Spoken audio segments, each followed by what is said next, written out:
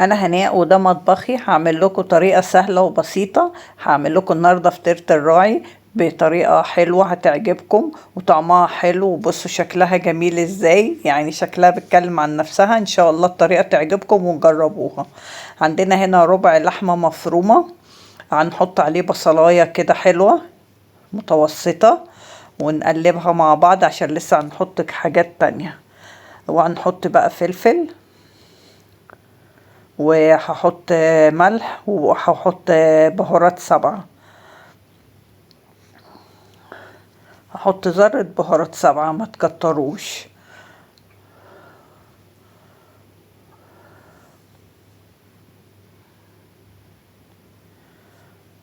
بصوا اهي نص معلقة صغيرة، عشان ايه؟ ده ربع لحمة وما تبقاش ريحتها نفاذة. وهنقلب كده مع بعض. بصوا هنقلبهم كده هوت مع بعض.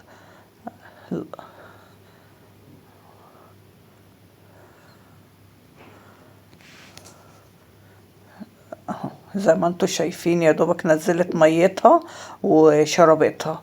وهنحط معلقة صلصة كده، وبعد كده هوريكم هنحط ايه ونقلبها كده معاها. انا حطيت معلقة صويا صوص، بتخلي الاكلة حلوة قوي، لان لسه هحط بسلة وجزر. واجي هو نص كوباية بسلة ونص كوباية جزر، طبعا متفرزين كانوا عندي في التلاجة. هنقلب بقى كله مع بعض. الطريقة دي بتبقى حلوة قوي، وهنعمل الصينية بتبقى مغذية وحلوة، مش محتاجة بقى نعمل جنبها اي حاجة. فيها الخضار وفيها البروتين وفيها كله وفيها النشويات، فيها كل حاجة. تتاكل كده بالشوكة بتبقى حلوة وزي الفل. وكمان هنحط عليها جبنات. هنا طبعا انا ببهر البسلة والجزر. حطيت ذرة ملح، نص معلقة صغيرة ملح، ورشة كده نص معلقة صغيرة ملح ورشة فلفل. طبعا ما تكتروش الملح عشان هي فيها صويا صوص، خلي بالكم. اللي عايز ما يحطهوش براحتكم، بس انا ايه بحب احطه في الاكله ده هي. وحطيت نص كوبايه ميه علشان البسله والجزر يستووا مع اللحمه. بصوا اهي، طبعا ما تنشفوهاش قوي، يا دوبك تبقى طريه كده هو، يعني ما تنشفوش اللحمه قوي. تمام. هنا بقى ايه الحلة ديت انا بسلق فيها البطاطس، ما بس اعملهاش في الاكل. فهنسلق. بصوا عندنا زي كيلو وربع بطاطس صغيرة كده. هي البطاطس الصغيرة بتبقى حلوة. هسلقهم بقى كده في الحلة، ونحط عليهم رشة ملح. وطبعا ما تيجوا تسلقوها ما تسلقوهاش قوي، يعني لدرجة ان هي تتهرى منكم، لا يعني 3/4 سوا، لان هي لسه هتكمل سواها في الفرن. وحطيت اهوت نص معلقة ملح كبيرة، ونسيبها بقى لغاية ما ايه تستوي. طبعا نعملها تست كده بالشوكة. ودي اهي طفيت عليها. هنقشر بقى، حطيت غيرت المية وفيها مية، ويا ريت تقشروا بقى البطاطس وهي سخنة. طبعا ممكن كنت اعملها بالقشارة، بس انا بوريكم ان وهي سخنة بتطلع في ساعتها. بس انا طبعا ايه غيرت المية اللي كانت عليها سخنة وحطيت مية باردة، بس البطاطس لسه ايه سخنة برضو. اهي زي ما انتوا شايفين. هنقطع بقى هنقشر البطاطس كلها الكمية اللي معانا، وهقول لكم بعد كده هنعمل ايه. بس انا قلت اوريكم الطريقة عشان تبقوا ايه تمام. طبعا كلنا عارفين بنقشرها.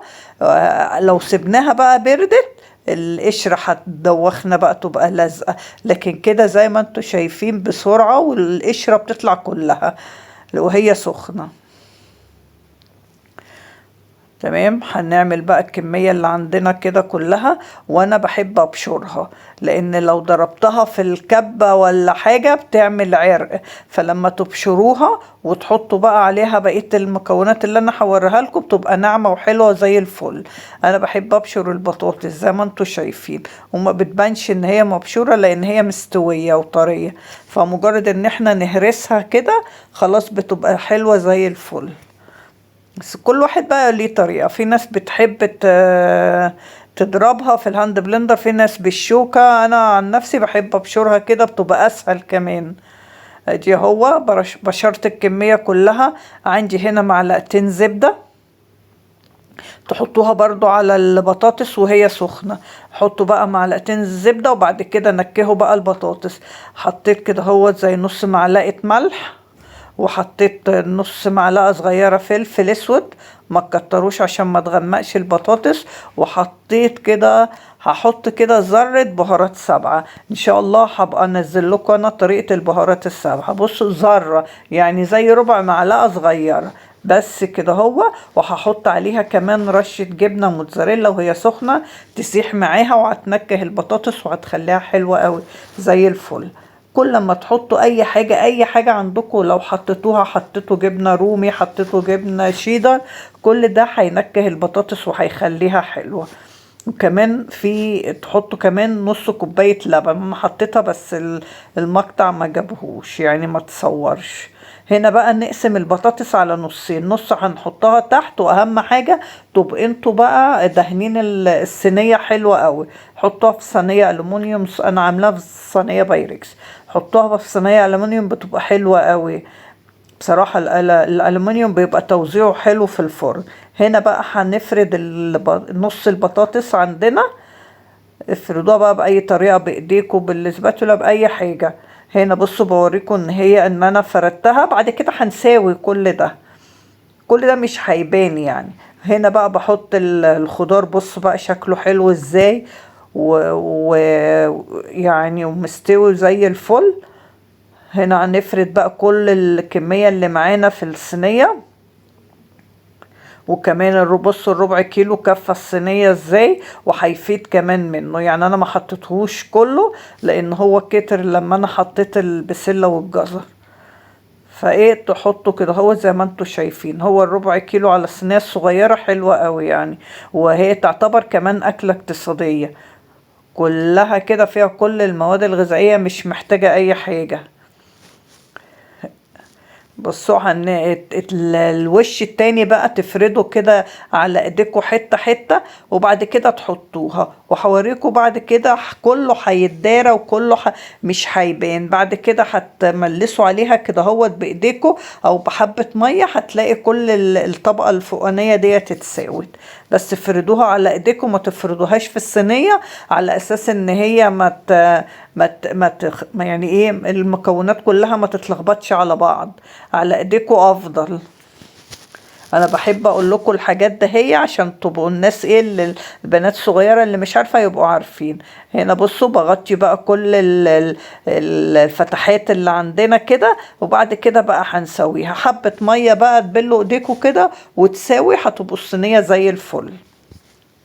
بصوا معلش انا بحط الكميه كلها عشان نداري كل الفتحات. وهيبقى بقى بعد كده لما كله اتغطى، بصوا الصينيه اتفردت اهي ومش باين منها اي حاجه.